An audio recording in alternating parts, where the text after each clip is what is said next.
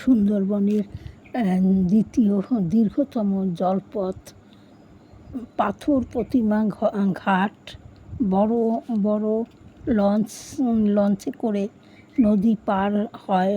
নদী পার হয়ে 1.5 ঘন্টা সময় লাগে জি প্লটে যেতে। জি প্লটের বাড়িঘর ইটের তৈরি করতে গেলে লঞ্চে করে মালপত্র নিয়ে যেতে হয়, এতে অনেক খরচ পড়ে যায়। লঞ্চটার নাম চন্দ্রানী।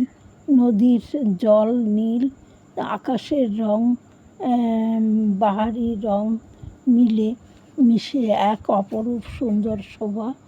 এই লঞ্চে সব কিছু এপার থেকে পাথর প্রতিমা থেকে কিনে জি প্লটে নিয়ে যায়। মহিলারাও পাথর প্রতিমা থেকে